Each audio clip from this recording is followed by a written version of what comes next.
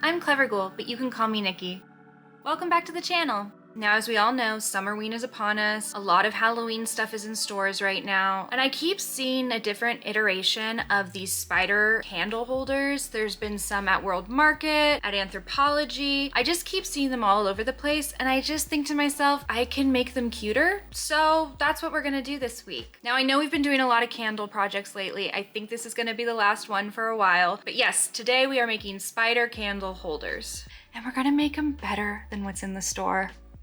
Okay, with all that being said, let's get into it. For materials, you'll need the following: 1.5-inch wooden candle holders, 18 gauge craft wire. I've had this one forever, but I'm going to link a comparable wire below. Wire cutters, needle nose pliers, a measuring tape, a glue gun, a precision hand drill, eye protection, matte black spray paint, B7000 glue, and black 2.7 to 2.8 millimeter flat back rhinestones. Every material I just mentioned, minus the glue gun, I have linked below in the description box through an Amazon affiliate link, so be sure to check that out. And if you use it, thank you so much.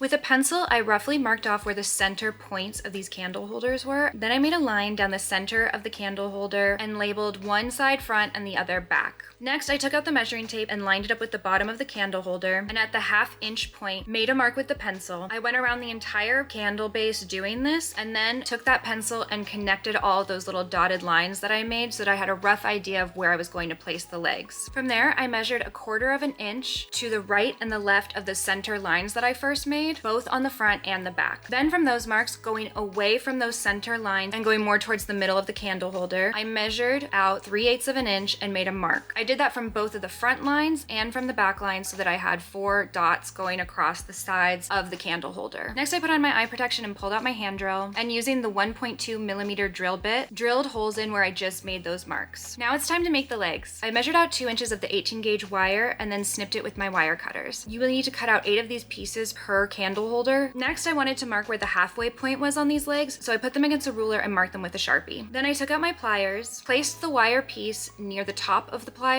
while also making sure that that little halfway mark I made was aligned in the center of the needle nose pliers, and then I clamped down, and with my other hand, bent the wire so that it was about 90 degrees going downward. I repeated that with all of the wire pieces. Once all 8 legs are done, it's time to attach them to the candle holder. You'll see here that there's longer and shorter sides to these legs. Since you want all of your legs to be the same length, it's important to decide how you want them to be oriented. So basically deciding if you want the shorter end of the wire to go into the candle holder, or if you want the longer end of the wire to go to the candle holder. For this first one, I decided I wanted to have squattier legs, so I knew that I had to take the longer wire and put that inside of the leg holes that we just made. Once I made the decision of how I wanted my legs to go, I took hot glue and added a very thin layer around the end of that longer wire, and then I pushed it into the leg hole. I started by adding the front and back outermost legs first, so I kind of could see how it was standing, and then I continued to add the additional legs. After a few minutes, once the glue had fully set, I lightly adjusted the legs so they looked more spider-like. At first, they kind of looked too evenly dispersed around the entire diameter of the candle holder, so I just kind of pushed them a little bit so that they really stuck out on the sides only and looked more spider-like. Next, to make sure that these wires don't scratch any surface that you put them on, and to give them a little extra stability, I took some hot glue and made little hot glue droplets along the bottom of the legs so that they almost had little round feet. This also helped for any wires that maybe were a touch too short and made everything level and balanced out. From there, that candle holder was done. So I repeated this entire process a few more times with additional candle holders, alternating how I positioned the legs, and I even made one set of legs a little bit shorter just to get a little variation and see how it would look. Then I took them outside and spray painted them with black spray paint. I did about 2 or 3 coats total, and I left them outside for a while to dry. Now I could have stopped here and they would have looked a lot like the ones you see in stores, but I wasn't satisfied with that. I wanted them to have a little bit more personality, a little more razzle dazzle. So I pulled out those flat back rhinestones and decided I was going to add some eyes onto the candle holder. I pulled out anywhere from 3 to 5 rhinestones per spider, chose a side to be the front since I could no longer see the markings I made earlier, added a drop of the B7000 glue, placed a rhinestone on top of it, and continued with more rhinestones until I liked how it looked. Then I left those to dry overnight, which means it's time for the reveal.